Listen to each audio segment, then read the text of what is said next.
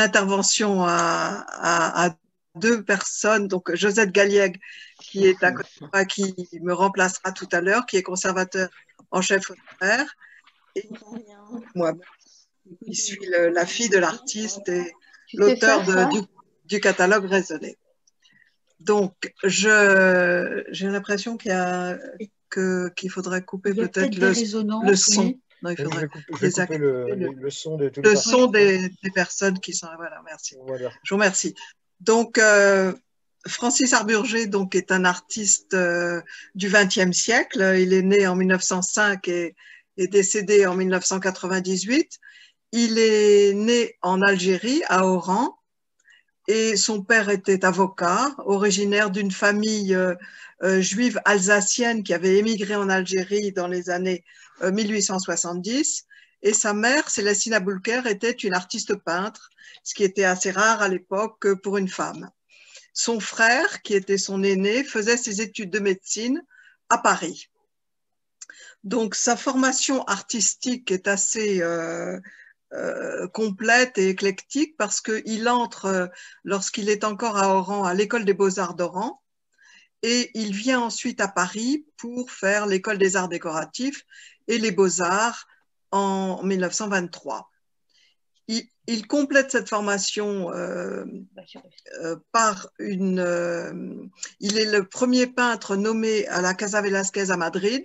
Donc, il part à Madrid dans l'année scolaire 28-29, qui est l'année de la première promotion de la Casa Velázquez. Et quand il revient à Paris, il continue encore sa formation avec l'école de la fresque de la ville de Paris. C'est important de voir cette variété dans les formations parce que ça va nous donner des éléments d'explication de la variété de son œuvre par la suite. Donc, voilà, j'ai quelques photos d'époque. Donc, là, vous le voyez aux Beaux-Arts, dans sa promotion des Beaux-Arts, où il est là, devant, il est ce qu'on appelle le grand massier des peintres.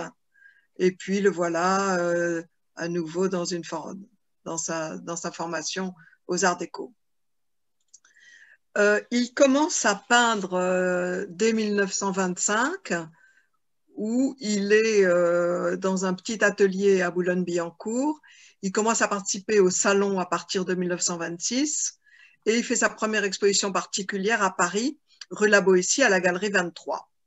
Il se marie en 1933 et le couple s'installe à Montmartre, rue Égésippe Moreau, dans une cité d'artistes.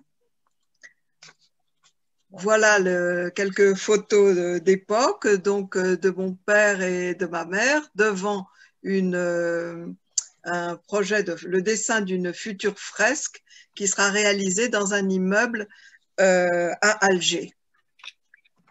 Voilà des photos de l'appartement, avec, comme souvent dans les ateliers d'artistes, une partie appartement et une partie atelier. Alors, survient la guerre en 1939 où Francis Arburger est mobilisé. Il passe 11 mois donc en division d'infanterie et il est rendu à la vie civile en juin 1940.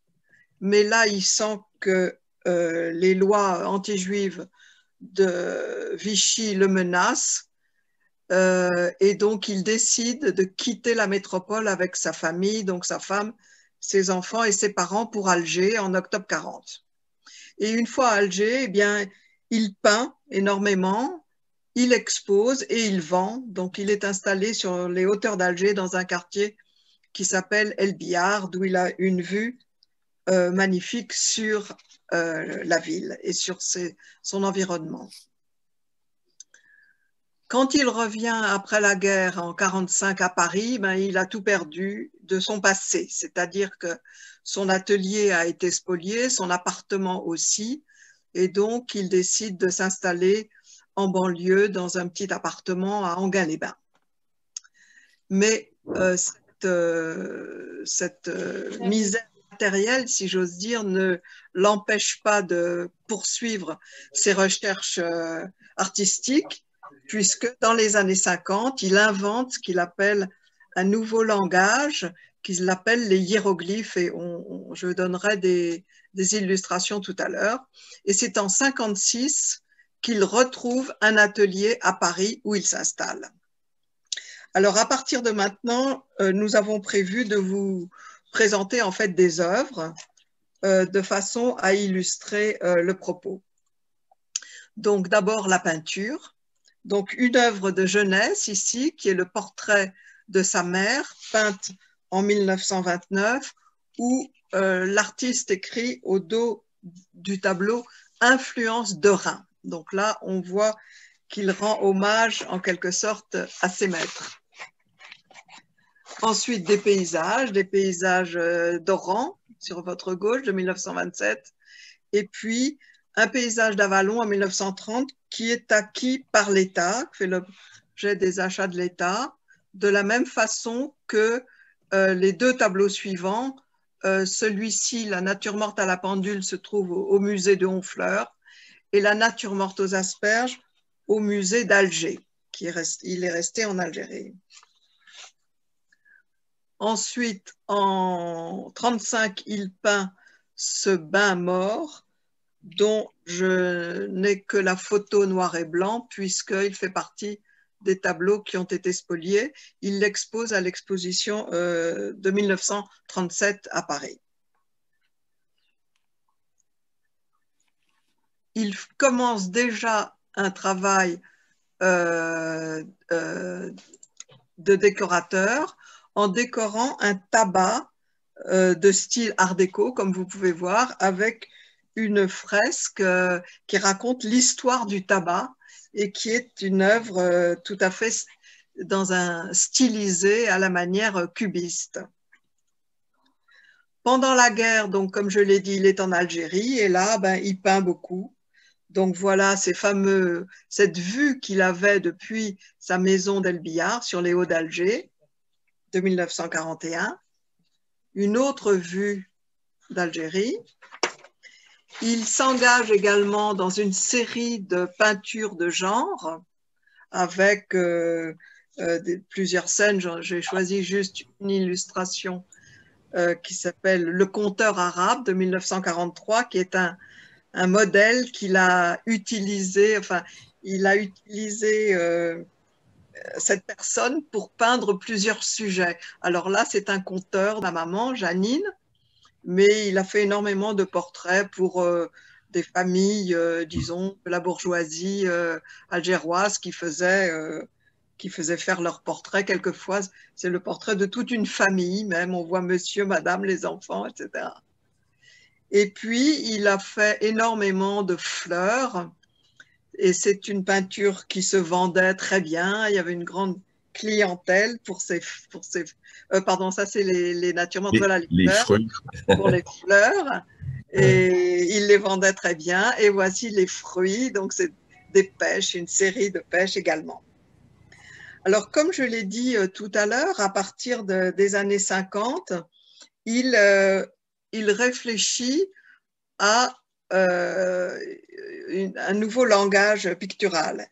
Et j'ai choisi ce tableau de gauche de cette lampe à pétrole parce que mon père disait que quand il avait réalisé cette lampe à pétrole, il estimait qu'il avait retrouvé la technique des anciens, qu'il maîtrisait en quelque sorte la technique des anciens et que c'est à partir de ce moment-là qu'il a commencé à inventer son propre langage pictural que vous voyez avec la même lampe à pétrole dans un hiéroglyphe.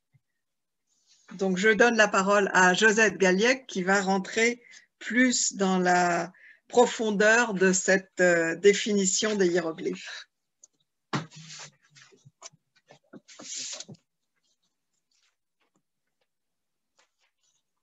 Je prends la chaise. Voilà. Vous pouvez intervertir si vous voulez. C'est libéral.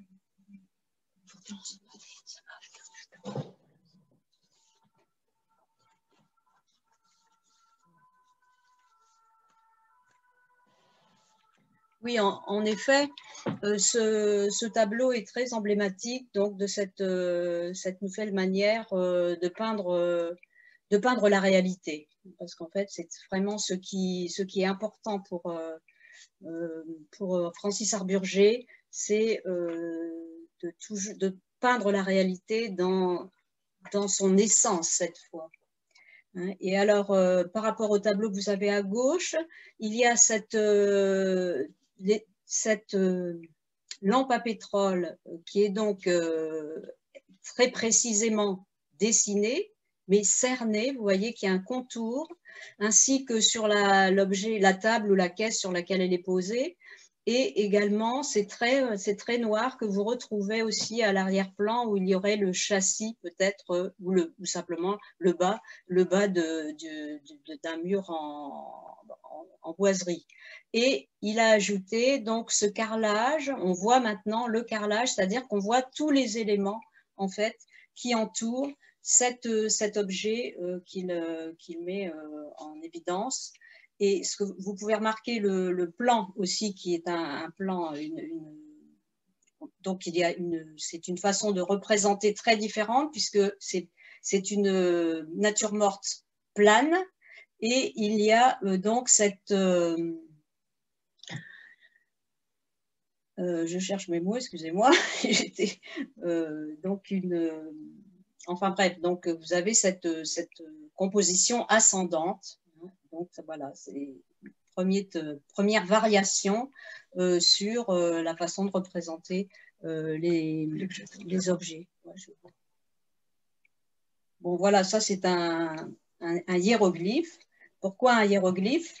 Parce que vous avez chaque élément donc, de cette nature morte. Ces éléments sont disposés, non pas, ils sont sur un plan comme s'ils étaient, il n'y a plus de perspective. Et chaque objet est bien cerné par un contour noir. Et également, il n'y a pas forcément une adaptation totale donc, du trait, du contour, avec l'objet lui-même. C'est-à-dire qu'il y a deux choses qui sont importantes, c'est la matière donc, et la forme.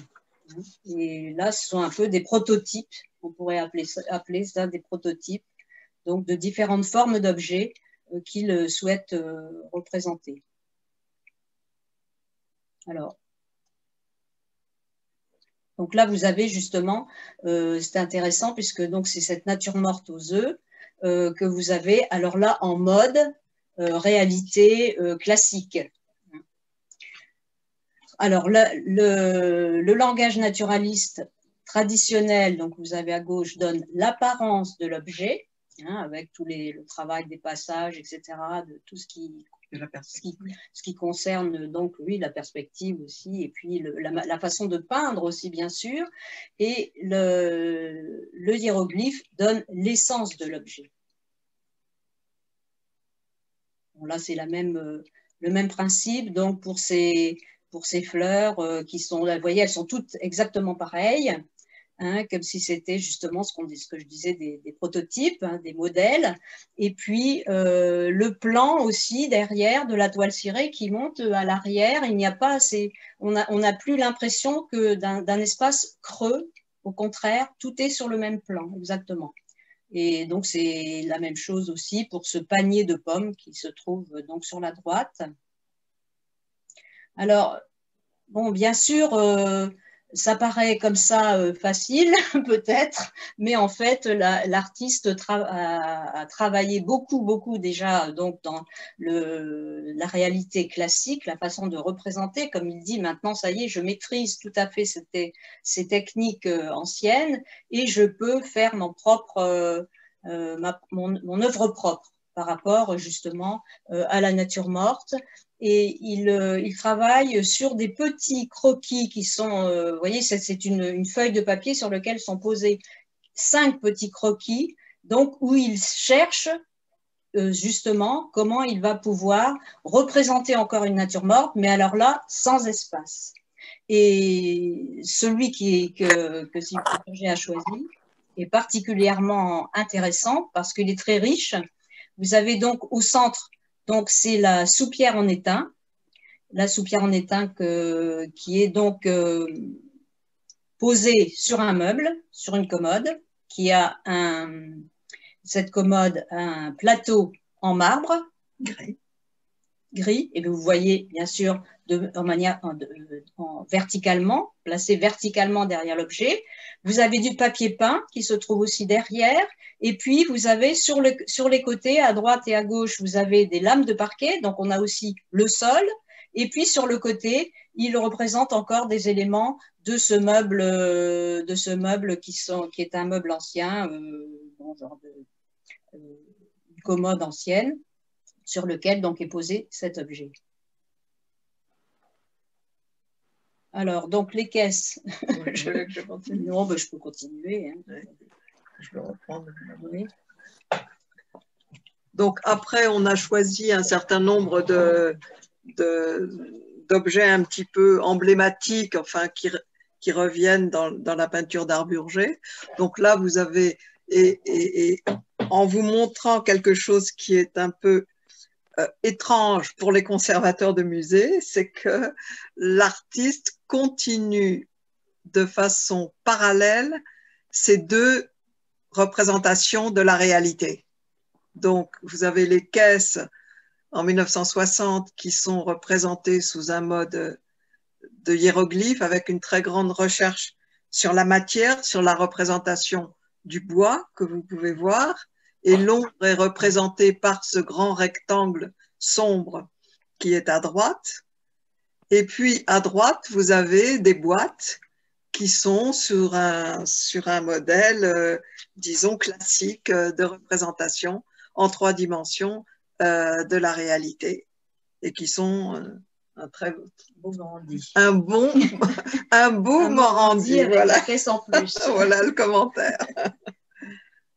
Alors ensuite, on passe sur la thématique du pain, qui est une thématique omniprésente dans l'œuvre de Francis Arburger, avec sa forme de vanité sur la gauche, une représentation assez... la bougie éteinte, le bol cassé. Et puis à droite, vous avez ces assemblages pour le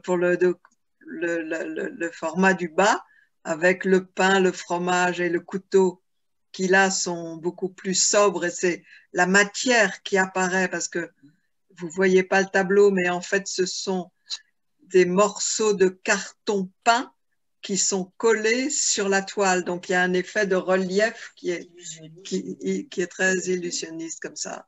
Et puis, y a-t-il une représentation symbolique de ces objets? Est-ce qu'il y a une symbolique derrière tout ça? Oui, enfin, il disait, mon père disait que le pain, c'était la vie. Enfin, je veux dire, il y avait cette référence de l'objet fondamental, quoi, de l'objet. Le bol cassé, la bougie éteinte, y a-t-il pas quelque chose? Non, ça c'est la référence à la vanité, parce qu'il a fait aussi des crânes. Enfin, c'est la figure de la vanité dans la nature morte, quoi. Oui, la figure classique de la vanité. Oui. Ouais.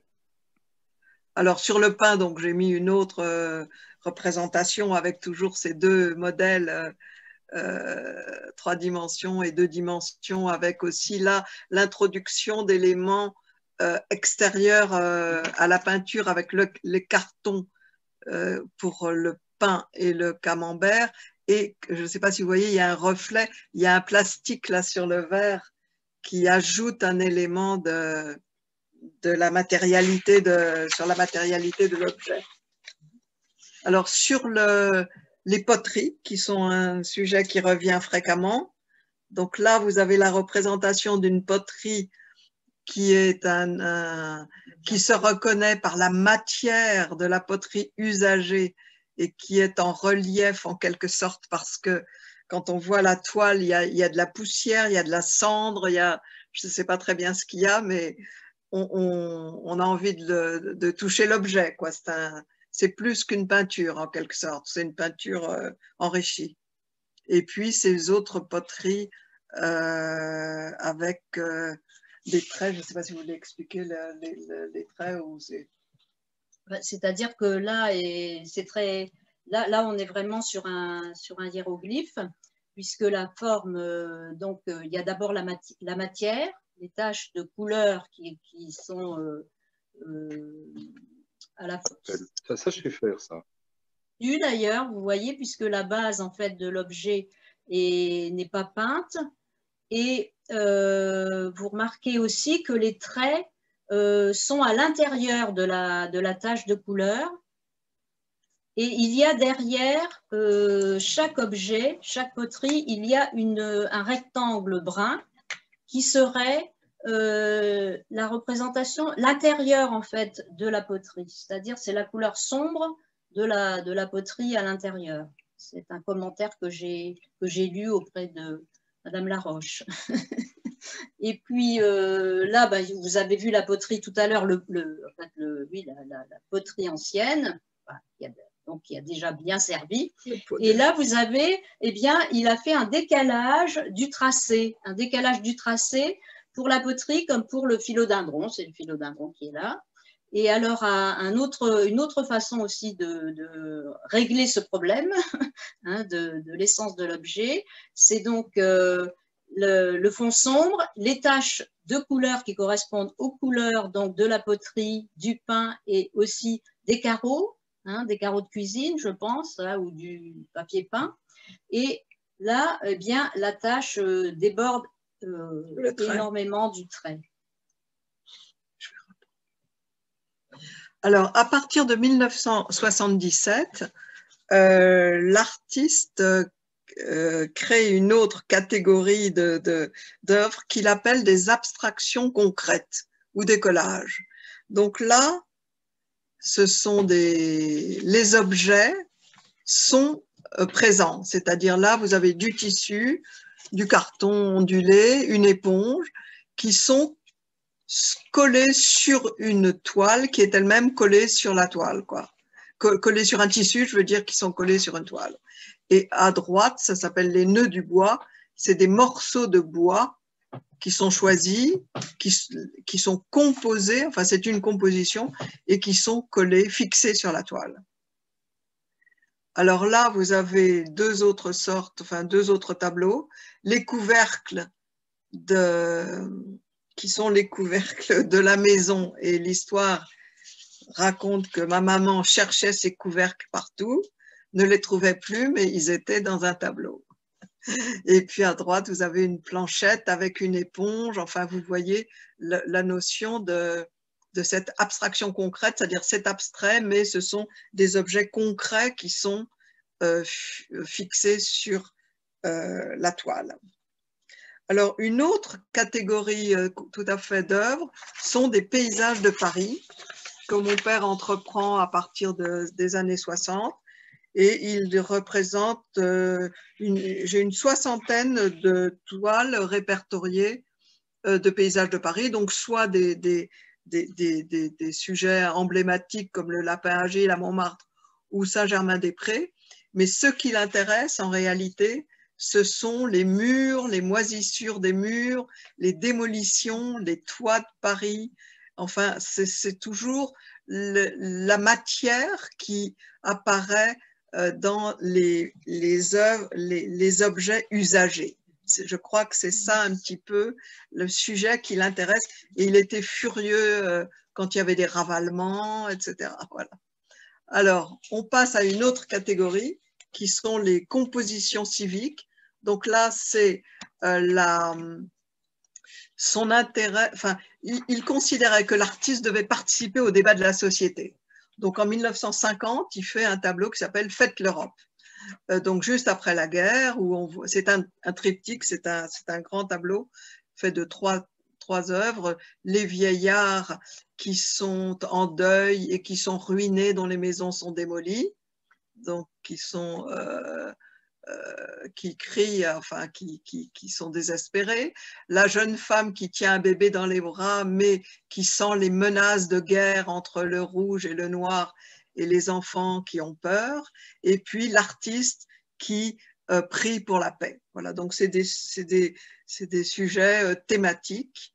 Alors parmi ceux-ci, il y a la défense écologique en 1977, donc là de façon très prémonitoire en quelque sorte, il critique la construction, là, je ne sais pas si vous connaissez, si vous êtes pour les Parisiens, les grandes tours du 13e, et puis les aigles menaçants qui menacent cette femme qui représente peut-être la nature, la petite maison qui est complètement démolie, et un aigle qui tient un plan de Paris avec le plan du 13e indiqué, et celui-ci qui est assis, qui tient un lingot d'or dans ses mains. Donc c'est contre, le sous-titre, c'était contre les promoteurs rapaces.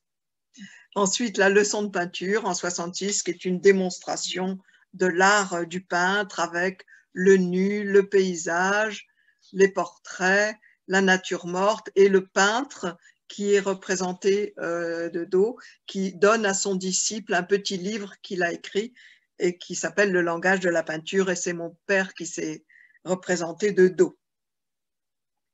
Alors une autre catégorie d'œuvres sont à partir de commandes publiques, des décorations murales. Donc là, je repasse la parole à Josette Galliègue. Oui, c'est en effet à partir des années 50 que, donc après la guerre, le 1% des commandes publiques va permettre aux artistes de pouvoir déployer bien toutes leurs aspirations diverses pour proposer des décorations, donc, et surtout gagner leur vie de cette façon. Et Harburger a donc commencé une première décoration, en tout cas d'une école, à Savigny-le-Vieux dans la Manche, qui est dans les années 50-57. Donc c'est un panneau de céramique qu'il choisit, il propose, je crois, d'ailleurs, c'est un peu une histoire un peu compliquée parce qu'on n'a pas tous les éléments. On avait au départ un dessin que vous avez à gauche, c'est donc Cérès et la gerbe de blé. On est dans un village donc de campagne, et le sujet aurait été réalisé en panneaux de céramique. Donc ça, c'est aussi intéressant parce que, eh bien, il va y avoir pour l'artiste donc prévoir une transposition donc dans des matériaux qui ne sont pas habituels, évidemment, forcément à un peintre ou même à un fresquiste. Et on va voir d'autres décorations qui vont être réalisées en mosaïque. La mosaïque, ça devient très, très à la mode et très intéressant parce que c'est hygiénique. Et donc, dans les écoles, c'est évidemment important. Et il y a beaucoup d'ailleurs d'ateliers de mosaïque autour de Paris, à Paris. Et il va donc à Saint-Gratien, donc dans la Seine-Saint-Denis, il va réaliser au moins trois décorations pour 3 pièces différentes. Et celle que nous avons pu voir, parce qu'il y en a 2 qui ont été détruites, par contre, celle-ci est toujours là, c'est le Pays de Cocagne, l'évocation de Pays de Cocagne, c'est l'école Pays de Cocagne, donc ça c'est vraiment très intéressant, très agréable. Et aujourd'hui, c'était pour la salle à manger, et aujourd'hui c'est la salle polyvalente où il y a des activités. Et donc, ce qui a été très intéressant dans ce travail, c'est quand on a regardé tout ce qu'il y avait dans les cartons de dessin, on a trouvé, donc avec Sylvie, tout ce qui était des travaux préparatoires. Et alors, au lieu de faire une frise continue, eh bien, peu à peu, il propose de faire trois éléments avec, en même temps, on voit que dans les dessins, au lieu de faire des rectangles, eh bien, il va proposer un encadrement, un contour aléatoire qui va donner beaucoup plus de vie à ces panneaux. Et donc, ce sont des enfants qui jouent, des enfants qui mangent une glace, etc. Voilà, donc, et les enfants se reconnaissent. Nous avons particulièrement aimé cette décoration qui était très juste dans cette école maternelle. Là, c'est une frise, un projet, frise des animaux sauvages pour une école qui se trouve dans le 14e arrondissement, 15e, pardon, parce que ça, je ne suis pas parisienne, excusez-moi. Et donc, la Saïda, l'école de la Saïda. Et là aussi, c'est aussi un projet pour une école maternelle, mais cette frise des animaux sauvages, il prévoyait de la faire réaliser, vous voyez, avec ses couleurs vives, en carreaux de céramique aussi. Et il a dû revenir sur ce projet et on lui a demandé de faire une mosaïque. Parce que c'était peut-être moins coûteux, enfin, je ne sais pas, il y a toujours des arguments de cet ordre. Et donc, on ne l'a jamais vu tel que vous l'avez vu sur ce dessin. Épinay-sur-Seine, alors c'est un programme immobilier important, donc bon, c'est assez long bon, ça va beaucoup moins vite que prévu et que prévoyait l'artiste.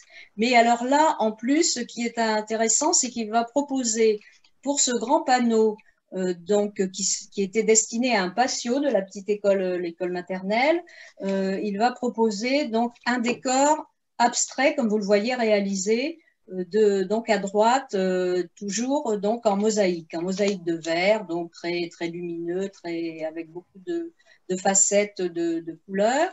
Et c'est l'arbre aux oiseaux. Vous avez la petite aquarelle à côté. Donc ça, c'est son projet dessiné. Et puis la réalisation.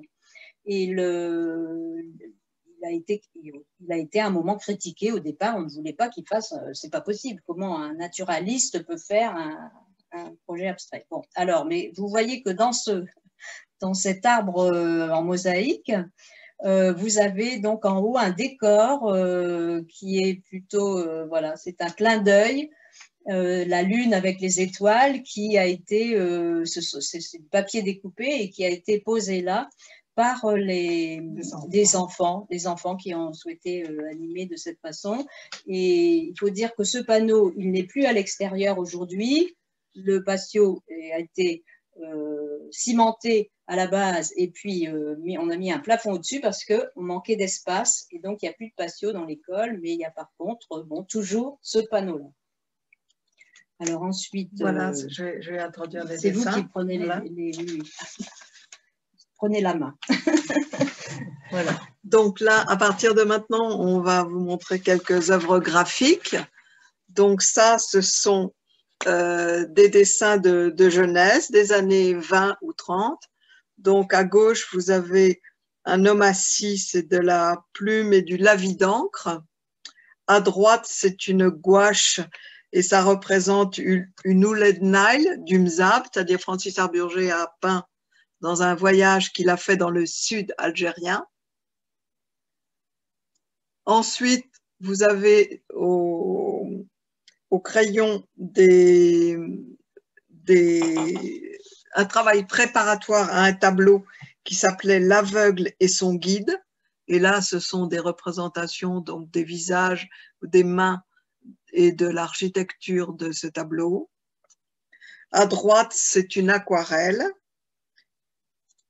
sur un trait de crayon de ces femmes mauresques qui font penser aux femmes d'Alger de Delacroix. On ne sait pas très bien si c'était un travail préparatoire à un tableau ou si simplement c'est une aquarelle prise sur le vif.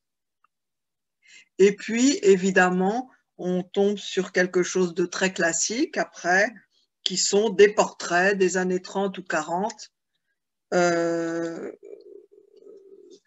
Vous voulez faire un commentaire, Joseph? Non, mais ce sont des beaux portraits. Ce sont des beaux portraits, voilà le commentaire. Donc, ensuite, nous avons une composition en 1950 qui, je pense, est un essai, qui est très original, qui est un portrait décoratif sur une gouache sur carton. Sur carton, oui.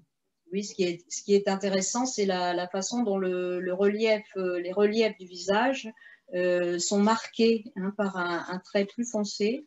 Donc, un peu comme si on voulait donner beaucoup plus d'épaisseur au visage. C'est ce fond décoratif aussi avec des fleurs. Voilà, on peut penser, voilà, on ne sait pas exactement ce que c'était, mais c'est une belle pièce. Alors ensuite, on commence à arriver vers du haut-relief, oui, avec un portrait de cire colorée en haut-relief, donc avec là une expérimentation, vraisemblablement. Il a fait quelques œuvres en cire, on va vous en montrer, dont certaines étaient peintes. Voilà. Ensuite, évidemment, dans l'ordre des œuvres que le peintre a réalisé pendant toute sa vie, depuis sa jeunesse jusqu'à sa mort, c'était du modèle vivant. Il avait des élèves et donc c'était certainement le sujet principal de l'enseignement, avec des nus, donc au crayon, à la sanguine, ou selon une technique du XVIIe siècle qui s'appelle les 3 crayons. Oui, ce qui est remarquable, c'est quand même la qualité donc, de ces nus qui sont traités de façon différente. Et encore celui de droite, qui est donc à la sanguine, à la craie blanche, et qui est des dernières années, vraiment des dernières années de Francis Arburger, qui a donc dessiné sur le modèle jusqu'à la fin de sa vie. Oui, d'ailleurs, je crois, enfin, je peux raconter une petite anecdote, c'est que quand, à la fin de sa vie, quelquefois, il était fatigué, il n'avait pas vraiment le moral, et alors ma maman téléphonait au modèle en disant « Est-ce que vous pourriez pas venir ?» parce que Francis n'a pas le moral, voilà. Et il refaisait des nus. Alors voilà, les cires. Donc, ça, on a vu tout à l'heure le portrait, le profil de médaille, là, donc le profil de Madame Arburger. Et en fait, ça montre encore cet esprit d'expérimentateur, hein, qui toute sa vie, il a voulu avancer comme ça et essayer d'autres techniques. Et en particulier, bon, ben, la cire de bougie, c'est de la cire de bougie, donc c'est extrêmement fragile. Et donc, il faisait évidemment des petites sculptures. Et là, c'est quand même assez fort d'arriver à faire la miniature. En relief. Quoi. Oui, c'est même, enfin, ça fait une demi-page, ça fait un format à 15, hein, à peu près. Donc, présenté dans une boîte avec un tissu bleu. Donc, faisait des petites sculptures précieuses et qui avaient un certain succès. Hein. Je crois qu'il les présentait dans les expositions. Oui. Voilà, donc je vais passer la parole aux spécialistes de numismatique avec la médaille. Merci Sylvie, merci Josette. Bonjour à toutes et à tous. Je suis vraiment ravie de pouvoir contribuer de façon, comment dirais-je, à la fois prévue et impromptue en termes de commentaires sur le travail de Francis Arburger. Et en écoutant Sylvie et Josette, j'enlève mon masque, pardonnez-moi, cela m'a fait penser à beaucoup de choses. Et pour vous commenter un petit peu les œuvres qui vont suivre, donc on a pu constater que Francis Arburger, donc c'est un artiste, un peintre, il côtoie la matière, il côtoie la couleur, il s'intéresse donc, je dirais, au relief, hein, d'une certaine façon, puisqu'on a constaté effectivement qu'il pouvait appliquer sur certaines toiles voilà, des éléments, je dirais, réels, et à la fois utiliser du carton. Donc on sent vraiment que voilà, il a une passion pour la matière et il sait la mettre, je dirais, en relief, d'une manière qui, pour moi, justement, ça m'a sauté, je dirais, à l'esprit. Pourquoi? Je vais revenir un petit peu sur voilà, la question de la cire. Quand j'ai vu ce très beau portrait, cette réalisation en cire, tout de suite, ça m'a fait penser je dirais, au modèle réalisé notamment sous Louis XIV. Il existe certains portraits donc, de profil, donc du roi, âgé, emperruqué, et donc on sait que la cire est une matière qui est extrêmement facile à modeler, et ainsi le souverain a été, je dirais, portraituré avec cette matière qui pouvait être teintée un petit peu pour représenter les couleurs chères, etc. Et ça apporte vraiment quelque chose d'extrêmement véridique. Et ça, c'est très intéressant, en sachant que la cire a souvent été utilisée, donc appliquée sur des plaques d'ardoise comme modèle préparatoire de la médaille. C'est-à-dire que on a d'abord le dessin. Après le dessin, on passe, je dirais, à la partie donc modelée en cire sur ces plaques d'ardoise. Nous en conservons une ou deux dans les collections patrimoniales de la Monnaie de Paris. Et ça permet de comprendre un petit peu quel est le processus créatif de l'artiste. Enfin, en tous les cas, je peux facilement vous garantir que c'est je dirais, un moyen utilisé par les artistes médailleurs, donc à l'époque. Et donc, de fait, à partir de cette matière première qui vraiment a intéressé Francis Harburger, en regardant donc ces images, je me suis dit, voilà, il s'intéresse à la figure féminine, il s'intéresse au relief, mais la médaille, c'est certes un relief, et donc on sent que progressivement, au cours de sa vie, il va souhaiter donner un petit peu plus de volume et de densité, voilà, à ses créations. Donc ça, c'est déjà une chose qui vient de me frapper, finalement. Et avec l'art de la médaille, eh bien, lorsque Sylvie a toqué à ma porte en me disant, voilà, qu'elle possédait alors, voilà, un modèle en relief d'une figure féminine en train de se préparer voilà, c'est un départ de course. Et ensuite, quand elle m'a annoncé qu'elle avait également donc, les modèles en creux, alors évidemment, vous pouvez imaginer que ça m'a grandement intéressée. Pourquoi? Eh bien, tout simplement parce que Francis Harburger n'a réalisé qu'une seule médaille, qu'il a faite donc en 1982. Il a eu la possibilité donc de pouvoir, je dirais, être contacté par le directeur de la Monnaie de l'époque, qui était Patrice Carr, si je ne me trompe pas de date, et donc ainsi de pouvoir, je dirais, tous les deux décider un petit peu d'une manière de collaborer. Et donc là, ce qui est intéressant, c'est que les nus que nous avons vus sont des nus donc de femmes assises, voilà, représentées, couchées, etc.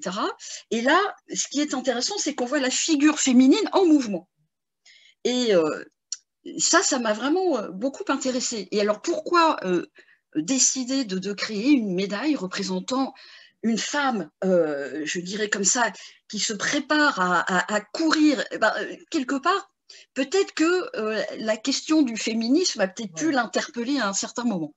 Donc ça, sur le plan, je dirais, iconographique, sociétal, comme l'a souligné à la fois Sylvie et Josette, on sent que c'est un homme qui a toujours voilà, été intéressé par ce qui se passe dans la société.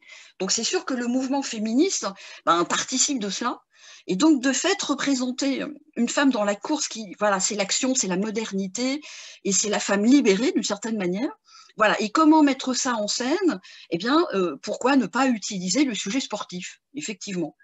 Et il faut savoir que donc la Monnaie de Paris a une tradition par rapport à ce sujet lié donc au sport, et que dès la fin du 19e siècle, nous avons frappé beaucoup de médailles en rapport avec ce sujet. Et voilà, donc moi, ça m'a beaucoup interpellée. Et quand je suis venue chez Sylvie, donc j'ai pu regarder à la fois ce très beau plâtre et ces deux médaillons, donc, qui ont permis effectivement de réaliser cette médaille en métal. Et donc, à l'époque, on pouvait déjà utiliser un petit peu la couleur, les émaux, etc. Mais là, on est vraiment resté sur du bronze, donc vraiment la couleur traditionnelle pour la médaille à sujet sportif notamment. Donc évidemment, là, c'est une médaille à sujet sportif, mais c'est un sujet décoratif. Et on voit quand même une notion d'exergue à la fois sur la face et le revers. Et donc, cet objet pouvait très bien être gravé avec une inscription, avec une date, et pouvait être utilisé, je dirais, pour être voilà, décerné en récompense lors de compétitions, etc. Mais je pense que ça va quand même largement au-delà de ça. Et donc, Francis Harburger, même s'il a utilisé, je dirais, la cire, malgré tout, ce n'est pas un graveur, ce n'est pas un taille-doucier. Et de fait, ce qui est intéressant, c'est que, évidemment, nous, à la Monnaie de Paris, nous avons des machines qui vont permettre, je dirais, la gravure à partir d'un grand modèle. Donc, le plâtre que vous avez ici a donc été réalisé par l'artiste. Et il y a donc les modèles, et ces modèles ont permis donc de fabriquer, je dirais, un moule dans lequel on a pu couler une reproduction, donc soit en relief, soit en creux, de façon à ce que ce modèle soit posé sur le tour à réduire, et qu'à partir du tour, on puisse, par vectorisation, donc faire une réduction, je dirais, 3 fois plus petite pour graver directement dans l'acier, donc la matrice qui va permettre ensuite de frapper la médaille. Donc, heureusement, je dirais qu'il y a le processus mécanique qui a permis ainsi la réalisation de cette médaille. Enfin, en tous les cas, moi, je suis absolument ravie d'avoir pu faire entrer dans nos collections, voilà, les modèles originaux réalisés donc par l'artiste, et ainsi compléter pour nous, je dirais, toute la gamme, c'est-à-dire partir du modèle, les différentes étapes de la réalisation jusqu'à la médaille finale. Et nous espérons pouvoir, dans le cadre des Jeux Olympiques Paris 2024, réaliser peut-être pas une exposition de grande ampleur, mais enfin en tous les cas, montrer justement comment la Monnaie de Paris a entrepris, je dirais, de montrer l'évolution des différentes typologies de sport au travers de l'art de la médaille, et nous avons en collection quand même beaucoup de choses extrêmement intéressantes, et cette très belle médaille donc de Francis Arburger, eh bien, fera vraiment partie, voilà, des collections que je vais mettre véritablement en avant. Donc voilà, c'était une petite prise de parole pour voilà, signifier qu'effectivement cette conférence est quand même largement relié à l'art de la médaille et donc à la numismatique. Et nous remercions très sincèrement nos collègues de la Sénat de nous avoir donné la possibilité de pouvoir voilà, présenter cette œuvre absolument étonnante, majeure et d'une grande modernité. Et je laisse à Sylvie vraiment le mot de la fin. Et à Josette également. Merci beaucoup.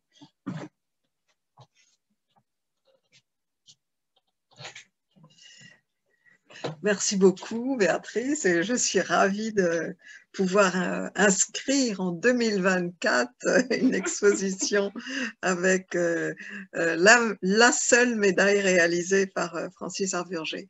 Voilà, donc dans la dernière diapo, je vous ai simplement montré les ouvrages récents sur l'œuvre de l'artiste pour les personnes qui sont intéressées. Donc nous avons 3 livres fondamentaux, en quelque sorte, un catalogue d'exposition d'une exposition réalisée dans 3 musées à Roubaix, à Beauvais, à Trouville en 2009, le catalogue raisonné de l'œuvre peint qui a été réalisé en 2015 et publié aux éditions Gourcuff-Granigot. Et en 2018, avec Josette Galliec, nous avons finalisé un ouvrage sur les œuvres graphiques dans lequel figure la médaille. Voilà, et puis 2 sites web, un site web dédié à l'artiste et un article bien renseigné, Wikipédia. Voilà, mais je vous remercie de votre attention et nous sommes disponibles s'il y a des questions éventuellement. Je vous remercie, je reprends la main, je vous remercie de cette très intéressante conférence. Ça nous a permis de découvrir le grand artiste qui était Francis Arburger. J'ai vu qu'il y avait une question qui avait été posée. Je vais essayer de redonner le son, parce que j'avais coupé tous les micros, donc je vais essayer de redonner le son aux personnes qui voudraient intervenir. Je vous demande juste quelques instants, si j'arrive à retrouver...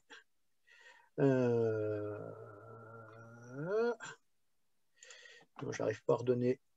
Je vais redonner les micros à chacun, comme ça.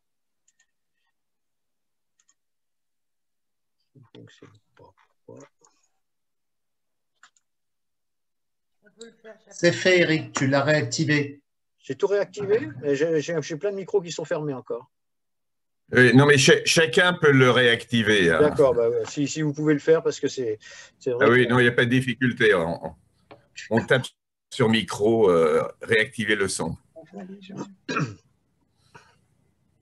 C'était passionnant. Enfin, pour ma part, j'ai beaucoup appris.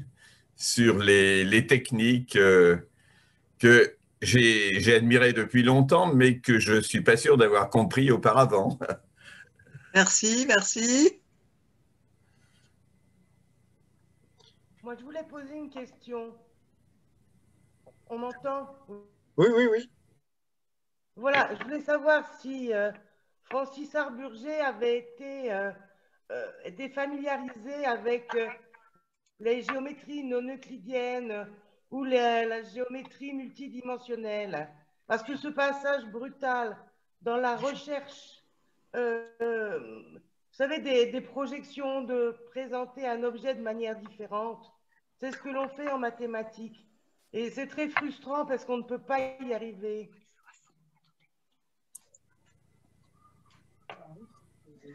Je ne saurais pas vous répondre.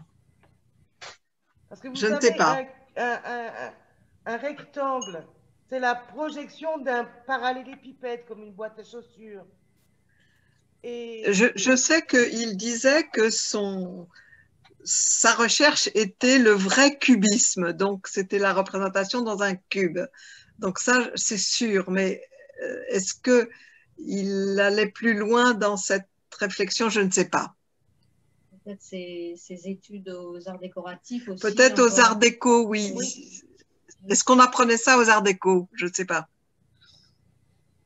Parce qu'il y a Regardez les programmes de l'époque. Ouais, il faudrait regarder le programme, oui. Je ne sais pas.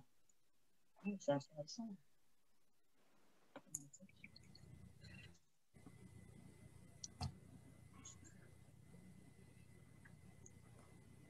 D'autres questions?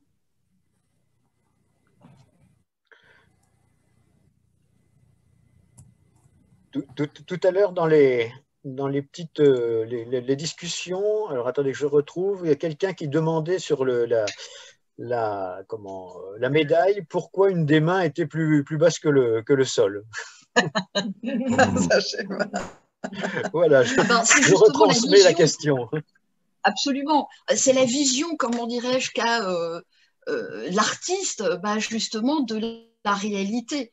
Si lui, effectivement, il conçoit que la main peut être plus bas que le sol, je veux dire, après tout, pourquoi pas?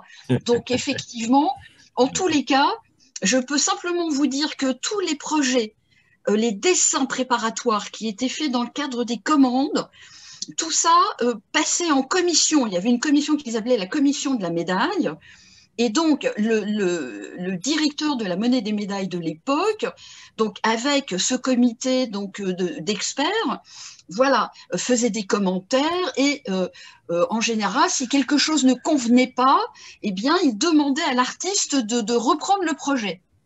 Donc, a priori, on peut supposer que finalement, cette main plus basse que le sol, quelque part, n'a pas gêné le directeur de l'époque, parce que vraisemblablement que l'artiste, je dirais, a dû s'expliquer aussi sur cette raison.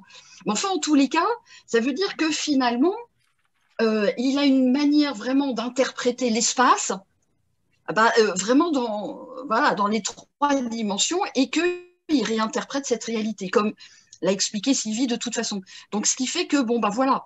Et c'est vrai que pour l'art de la médaille, où jusqu'à présent, on avait quand même un langage, je dirais, assez classique, conventionnel, eh bien, c'est une manière de déconstruire, comme le cubisme, finalement, je dirais, cette codification classique de l'art. Et ça, c'est vraiment très intéressant. Et de fait, on peut supposer qu'il a pu expliquer ça, et ce qui fait que, de fait, au moment de la réalisation de la médaille, voilà, quand le dessin était validé par la direction, c'était bon. Après, on passait à la production, et voilà. Donc, du coup, les directeurs de la monnaie de Paris à l'époque, c'était à la fois des mécènes, c'était je dirais vraiment de grands amateurs d'art, et ils étaient prêts à accueillir donc toutes les possibilités et toutes les formes d'art, si vous voulez. Et c'est ce qui a fait que cette période fut extrêmement riche à partir, je dirais, de la nomination de Pierre Dehaye en 1962. C'est vraiment lui qui a donné, je dirais, un essor, un développement considérable à l'art de la médaille à l'époque, justement notamment en faisant appel à des artistes qui n'avaient pas l'habitude de traiter l'art de la médaille. Et c'est le cas notamment en 1982 quand Harburger va pouvoir travailler avec la Monnaie de Paris. Du coup. Donc c'était donner la possibilité à des artistes qui ne fréquentaient pas l'univers médaillistique de pouvoir néanmoins produire, donc grâce à l'art du tour à réduire quelque part, donc cette possibilité d'entrer dans ce champ numismatique qui était quand même très codifié et qui l'a été pendant longtemps. Donc voilà, ça c'est une grande réussite, je dirais, artistique, esthétique, et Harburger y a contribué, donc grâce à cette manière déstructurée de revoir l'espace, et voilà, de considérer que cette jeune femme, peut-être qu'elle est en déséquilibre, et que de fait, hop, voilà, mais très vite, voilà, elle arrive à... L'image d'après, elle voilà. est par terre. Enfin, voilà, c'est une manière d'apporter un peu de contexte, en tous les cas. Merci beaucoup. Oui. Merci. Voilà, mais je ne sais pas s'il y a d'autres interventions.